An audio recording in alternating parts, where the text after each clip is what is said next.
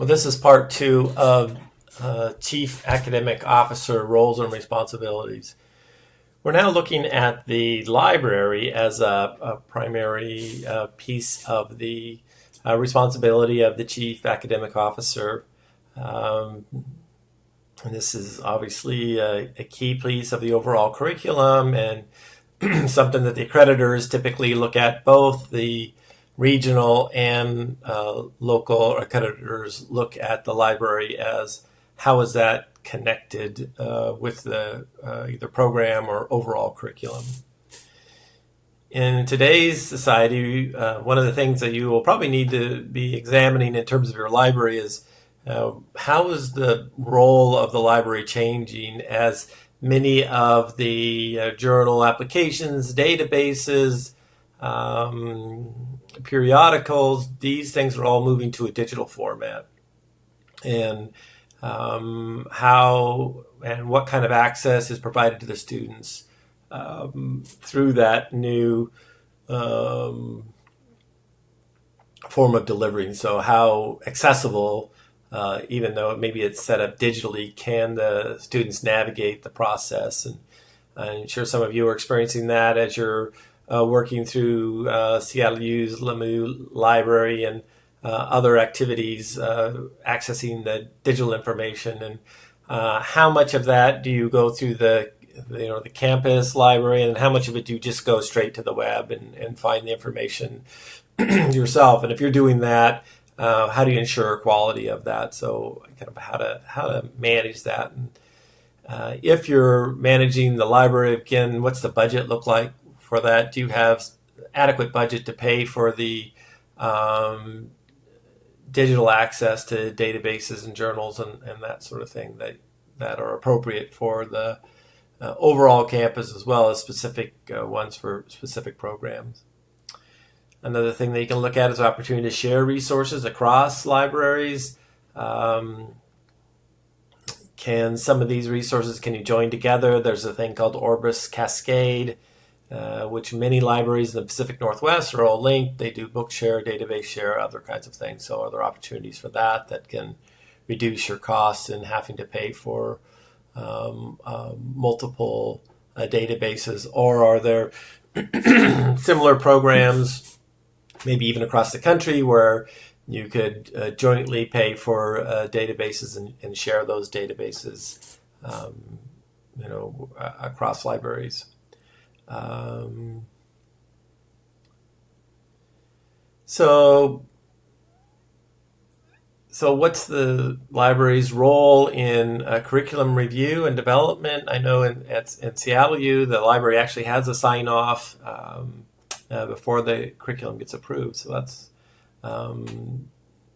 not common. I don't think that the libraries are able to do that, but that's something you certainly want to consider, is what is the position of the library in terms of curriculum review, and are they providing internal training for faculty and students on how to use the information? Is there support if there's a research component part of the college or university? Is that housed in the library, or is there a separate research branch, or where does that live, and where does IT? And a lot of times distance learning or IT are also connected with the library, and kind of what are the other components that are associated with the library?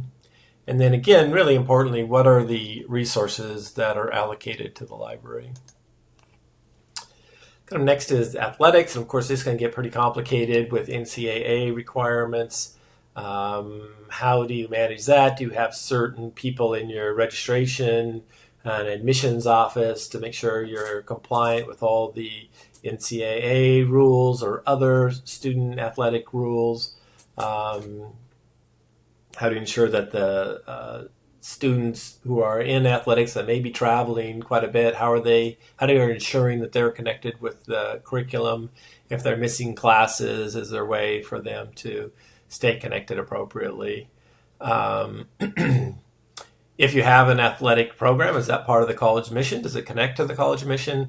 So kind of looking at why you have an athletic program, and how does it support the college mission? And then are you kind of following all the federal requirements if you have athletic programs to make sure there's equity in there? Also, are there other kind of unique things you need to consider in terms of athlete scheduling and that sort of thing? So certainly if you have an athletic program, it's something you need to consider how the curriculum is meeting those students' needs, and then how the athletic program is connected with the overall mission. Next, you're looking at international. Again, how is that connected with the mission, having international students on campus? Are there goals for your enrollment in international students? And are there support mechanisms in place? Sometimes the international students are really integral to the mission and helping other students see things from an international perspective. That's a great piece of the mission often. Sometimes, too, there's pressure to increase international students based on the fact that they're typically paying more tuition and can generate additional funds by adding international students. So sometimes those are pressures, and from your perspective as the chief academic officer, you kind of need to look at those pressures and how they work across the campus. Disability services. So how are you serving students in the curriculum with disabilities? How does that work? How are they notified of the services that you have on the campus? Are there sufficient resources available to meet the student demand that you have out there? Are you working with faculties and others, staff, to share what the requirements are around disability services, what your offerings are, how that works, what the processes are to serve students with disabilities and make sure that they can be part of the overall curriculum and the curriculum fits their needs. And then, of course, the look at the campus facilities and equipment. Do they meet the needs of students with disabilities? So kind of some sort of audit across the campus on what kind of facilities you have in place to meet the needs of students with disabilities, and some sort of, from your perspective, some sort of assurance that you are meeting all those needs appropriately. Again, the budget.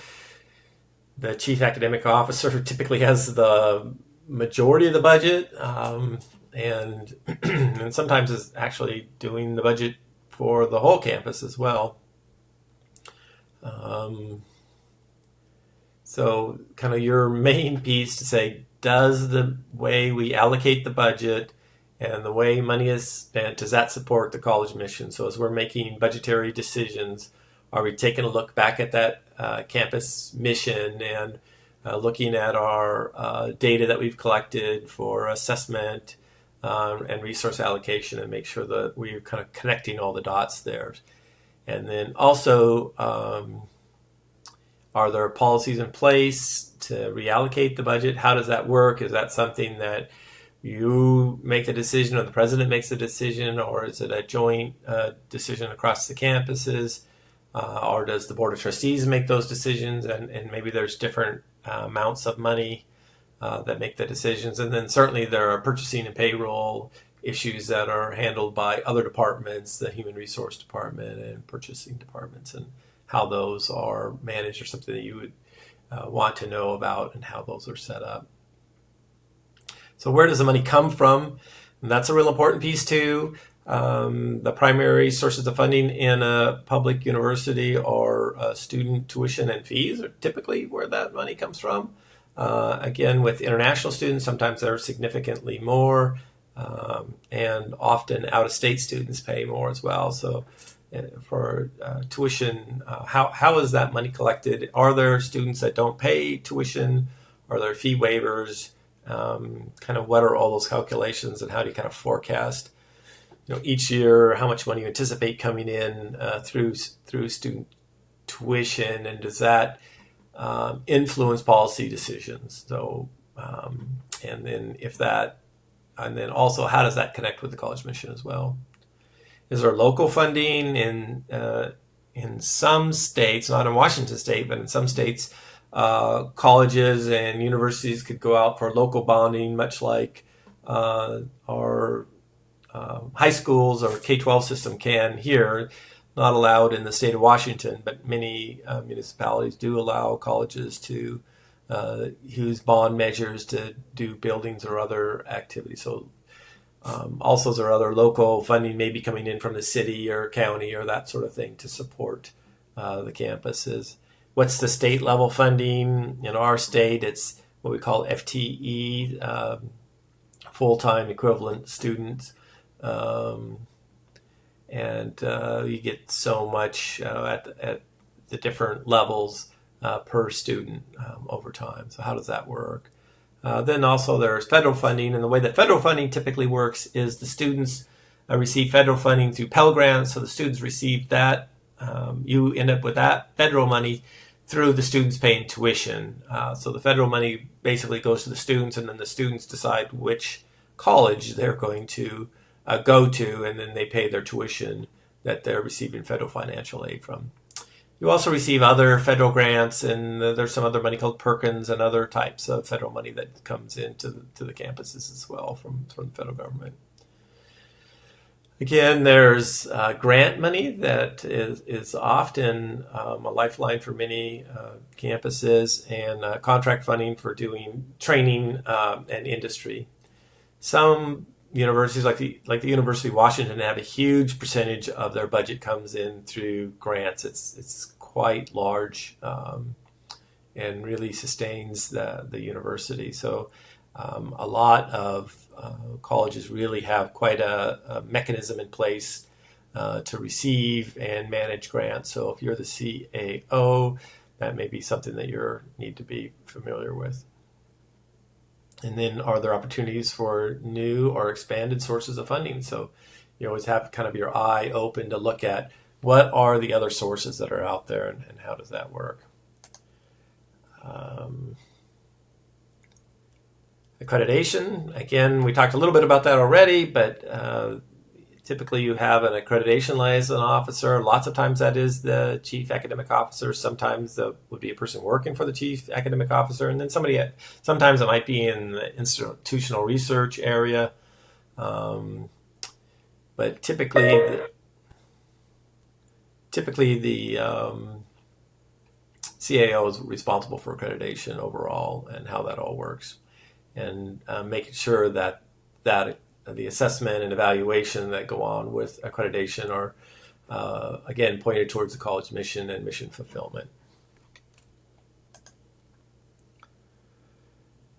At the industry level, there's also a chief academic officer, and that person may live in the human resources side of the house, various places within industry where a head education person would be, but they may be involved with make or buy for training. Are the training, is it in-house or is it offered out? And then also, if is it on hour? So on hour training, very expensive because you're paying both for the training and the employees' wages. There's also apprenticeship if you're a union shop, and there's certainly apprentices that are non-union as well. And how does that work, and who manages that within the company? Then, of course, you have your compliance certification kind of training, hazardous waste, that sort of thing. You have risk mitigation with purchasing and ethics and other things. And then there's job skills training, thinking about that. You also have to kind of consider employee benefits. Do you provide college tuition? Do you have a training fund for students? Are there union benefits, like examples, the SEIU training fund? And what is the structure of the training organization? How does it work? How does the budget work? And is there a budget for discretionary training?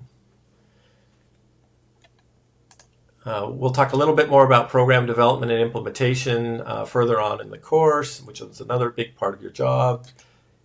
In summary, we really have curriculum, budgeting, policies and procedures, accreditation, and then you kind of need to work across the campus to accomplish your goals. Well, that's all for now.